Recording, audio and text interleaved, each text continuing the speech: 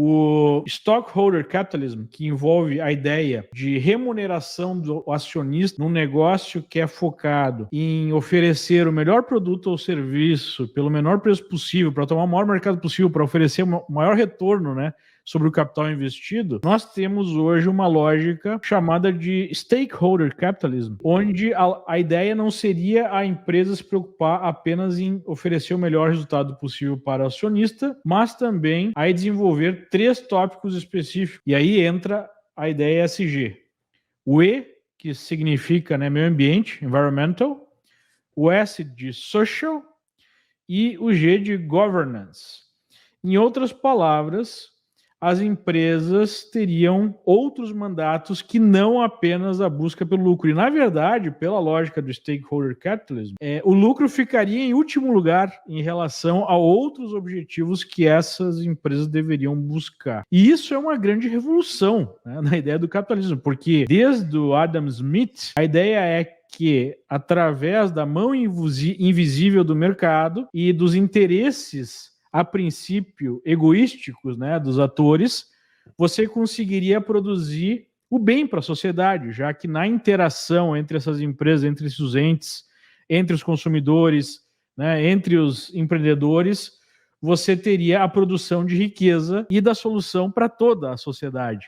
Essa sempre foi a lógica por trás do livre mercado. O que nós estamos observando, e talvez pouca gente perceba o nível de mudança que isso gera para o mercado, é uma subversão desse princípio sob a justificativa de uma atuação política das empresas, que deveriam então cuidar de outros interesses, como essas agendas, e não a agenda principal de uma empresa, que seria buscar o lucro através da oferta de um produto ou serviço. É isso ou estou equivocado? Não, em resumo, Leandro, é isso. Acho que é realmente a influência que acabou tendo o ativismo por trás, a gente pode chamar até um movimento ESG, e como você bem resumiu, as pautas, né, ambiental, social e governança, e até que não faz tanto sentido a maneira como essa pauta vem sendo implementada ou até imposta pela opinião pública, porque a questão da governança já é uma preocupação para qualquer investidor de empresas abertas há muito tempo. Talvez um dos primeiros quesitos se uma empresa que tem ações listadas em bolsa, se tem uma boa governança ou não. Se não tem uma boa governança, possivelmente será um péssimo negócio no longo prazo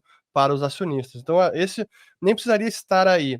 Mas esse acoplar nos outros dois, o social, que há muito tempo as empresas já tinham responsabilidade ou preocupação com a sua comunidade, tanto eu lembro quando eu comecei no mercado de trabalho, lá nos anos 2000, no início dos anos 2000, a gente tinha até o relatório anual das empresas, a responsabilidade social, tudo que as empresas faziam no seu ambiente, na sua comunidade próxima, e que é uma preocupação legítima e é importante que as empresas também tenham essa preocupação. Só que a gente depois veio a reboque o E do ambiental, que talvez seja o que tenha mais problemas, é o que está repercutindo bastante agora, em nível global, porque esse E acabou sendo muito ativista, a pauta ambiental, especialmente no setor de energia, petróleo, mas depois a gente vai entrar mais como nos reflexos nesses setores específicos. Mas em resumo, é isso, e é engraçado como a gente vê a opinião pública e os defensores do ESG durante muito tempo até tentando refutar aquele paper que era uma máxima do Milton Friedman, se não me engano, na década de 70,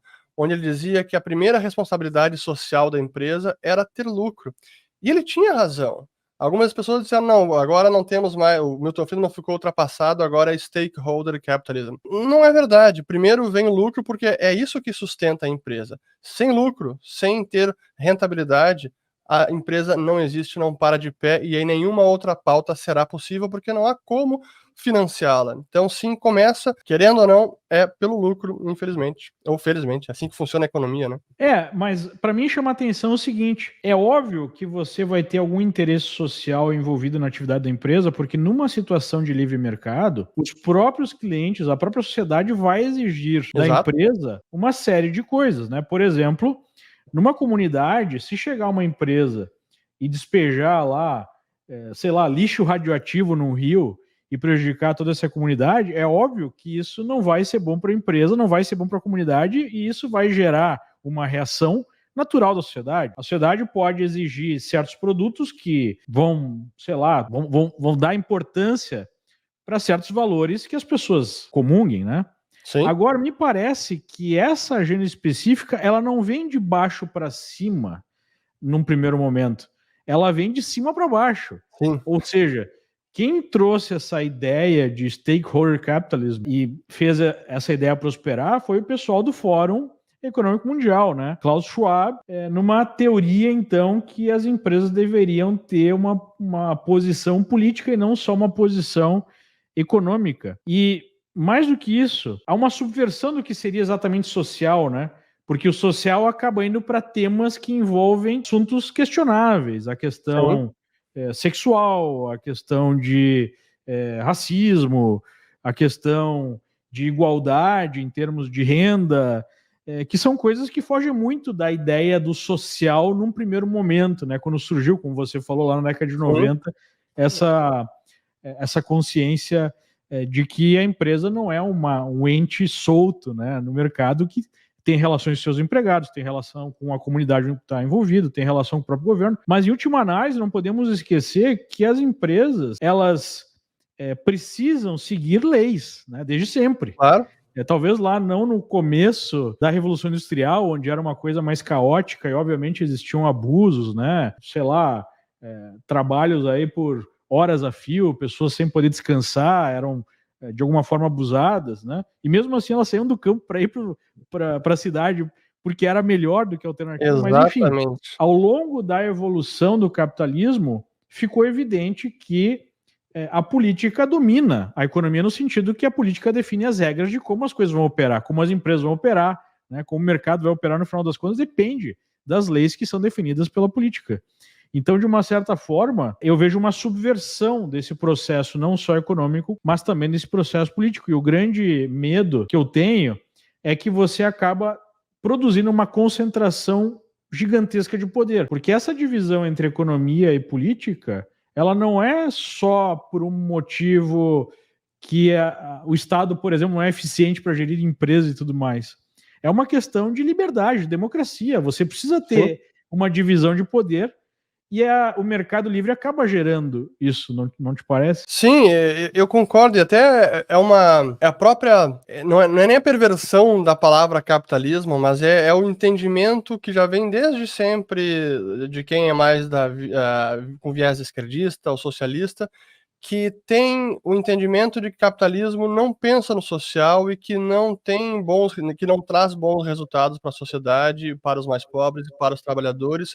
Por isso, então, precisamos de um capitalismo de stakeholders, ou o capitalismo consciente, porque o capitalismo, por ele próprio, não tem consciência e faz mal para a sociedade, quando é justamente o contrário, né? Todos os países que tiveram uma ampla liberdade comercial, onde o capitalismo realmente prosperou, onde houve liberdade econômica, foi aí que a gente viu as camadas mais pobres da sociedade se tornarem ricas, conseguirem levar o padrão de vida, aumentar a nível de, não apenas educacional, mas até as questões mais básicas de mortalidade infantil, a expectativa de vida.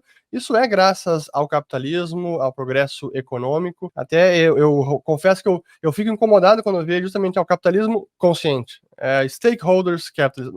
Não é necessário isso, né? A premissa que está equivocada. Até porque, mesmo no meio ambiente, essa consciência ecológica só surgiu em países desenvolvidos que desenvolveram riqueza a ponto de poder se preocupar com isso, né? Porque em países lá do antigo bloco soviético, né, o país que tem essa visão mais comunista, não existia preocupação quase nenhuma, até porque, como não existia transparência, não existia imprensa livre para cobrar as coisas, ninguém sabia exatamente o que estava acontecendo, você não tinha a menor preocupação com o meio ambiente. O movimento ambientalista surgiu justamente nos países mais avançados capitalistas, né? E os indicadores de poluição, de degradação ambiental, assim, quando comparava com o Ocidente e a União Soviética, assim, não tinha comparação. Tanto é que grandes acidentes que causaram poluição, o próprio Chernobyl, ela não foi num país que fazia parte da União Soviética, né? O acidente nuclear em Chernobyl. Então, sim, justamente a criação de riqueza, o enriquecimento dos países que possibilita, inclusive, tratar dessas externalidades negativas, como a poluição, e a gente vê que os principais países do Ocidente hoje, e até pouco se fala isso, justamente quando se comenta sobre o meio ambiente, se a gente analisar a emissão de carbono, A dos Estados Unidos já chegou no pico, a da Europa já chegou no pico. Quem está aumentando a emissão de carbono são os países emergentes que ainda estão enriquecendo e faz parte do processo de enriquecimento. A China hoje é o principal poluidor e é o maior emissor de carbono do planeta, porque não é um país rico ainda. Mas quanto mais rico se fica, mais consegue tratar dessas externalidades.